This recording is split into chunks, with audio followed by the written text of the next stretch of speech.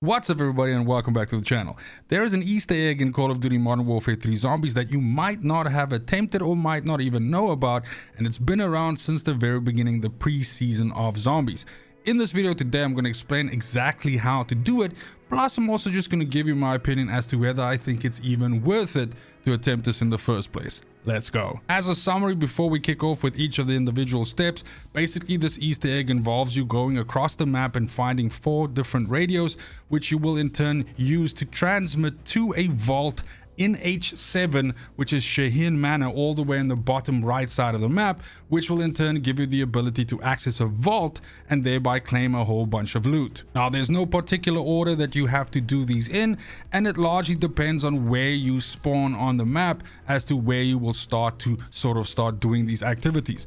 Now it is worth mentioning as well that this can only be done once on a current deployment on a map, and you essentially share this with other players. So some of these steps you could do and some of them could be done by other players, or if you're in a team you guys can split up to cover more ground. But the bottom line is somebody could also just go and wait at the vault as people are knocking these steps out, and then as soon as the ability comes for all of these steps to be gone and just the vault to be left, they can actually then just open the vault and go in. So speed is absolutely of the essence, and you want to be doing this as fast as possible, hitting the 4 different targets and then the vault as soon as you can. So starting us off in my list is the Knight, which is a large soldier wielding an LMG, and he's riding on the back of one of these soldier pickups, and this car is essentially traveling counterclockwise around the map, following the train tracks, kind of like in this route that I'm showing you on this map here right now.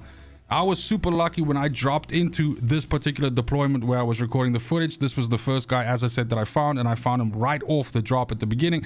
But essentially you have to either be hitting him from the front, in other words you're coming clockwise, that way you can ensure that he doesn't outrace you, because the driver doesn't really stop unless you block him. Or you could do what I'm doing and essentially drive him off the road, and then as soon as you kill this guy on the back, he's going to drop a gun for you to pick up, but more importantly that radio that you can then use to transmit the signal to H7, and that is the first of the 4 steps done. Next up for me was the Rook.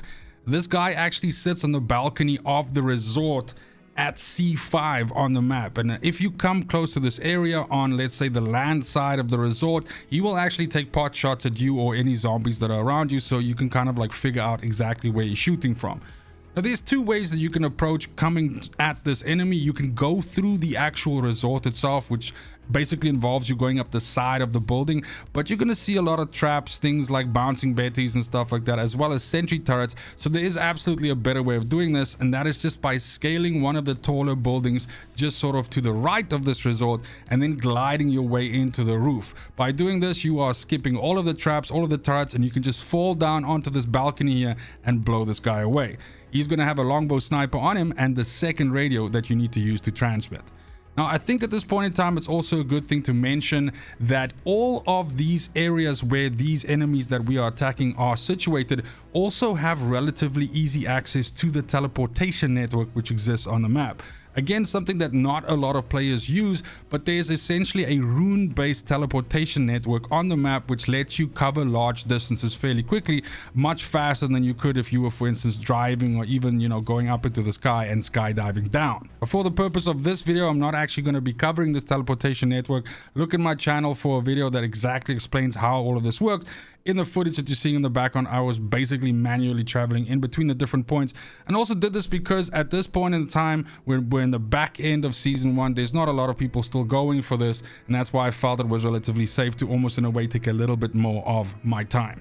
But just know that this network is available to you, and that is going to really shave off some time, especially if you're trying to do this solo. Third on my list was the Bishop, and he actually is situated in this underpass underneath the mountain at D1. So if you go driving through it, you'll sometimes see like a small amount of, enemies that are sort of like milling around there. But specifically the guy that you're looking for is the Bishop. He's one of these knife scout recon guys that irritate you so much whenever you do one of the strongholds. But basically as soon as you blow him away, he is going to have a Deagle 50 available for you, as well as the 3rd radio that you need to transmit. And then last but certainly not least, our 4th radio sits all the way to the top right of the map at I1. I basically just call this the house, since there isn't actually an enemy that you have to fight here. Basically, you just go into this little house next to the water here, and you'll see the radio that you can use to transmit sitting right there. As soon as you transmit it, however, though, a huge amount of enemies, dogs, zombies, all the shit in the game will essentially spawn, and you kind of like have to fight your way out of there. Bear in mind that this will also spawn a disciple, so you might have to deal with that as well and not be overwhelmed by all of the zombies that he can potentially summon as well. Once all 4 of these radios are transmitted, the only thing left for you to do is to actually go to the vault, which as mentioned is located all the way to the bottom right corner of the map in H7 Shaheen Manor. Now once you get to this area, you can actually go in from the water side. There's a tunnel that gives you very easy access to this vault, and as you go through this area, beware, sometimes there are mercenaries set up in these tunnels. In the footage that you're seeing in the background right now, that was not the case. And as you come to the front door, or let's say rather the door of the vault, you'll notice the chessboard there that shows all of the enemies, all of the pieces that you've essentially toppled. You'll notice that there is another piece still standing, and that's because there's a little additional surprise in the vault itself. Once you actually pop open the vault, you'll see there's some loot boxes there. And this is the part, I guess, where we talk about whether it's actually worth it to do this. Now, of course, the loot inside these boxes is, random, and your mileage may vary. You might get a lot of much better stuff in here, but I was able to get some. I think I got a self revive, some gold bars. There were obviously some weapons in there. There was a juggernaut kill streak. There was a elemental drink.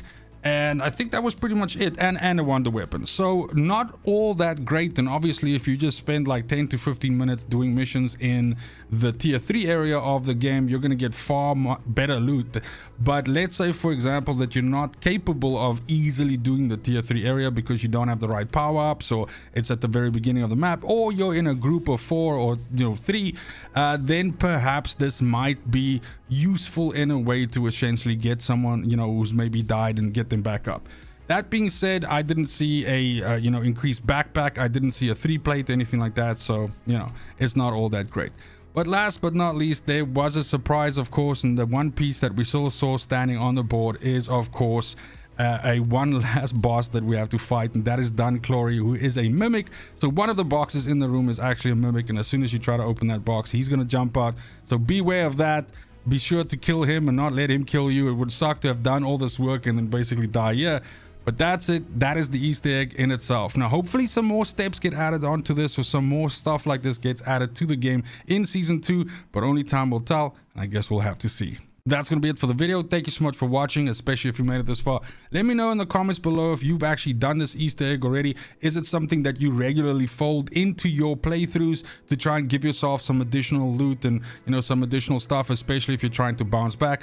I think with all the tombstone sort of abuse and things like that we're seeing in the mode right now, it kind of like overshadows a lot of these Easter eggs and stuff, because those are by far the more efficient ways of essentially just bouncing back and always having a huge amount of money and loot and everything available to you.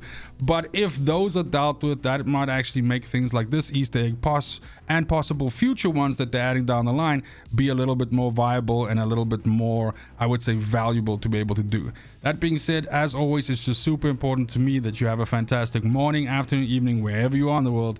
Till next video, fucking cheers.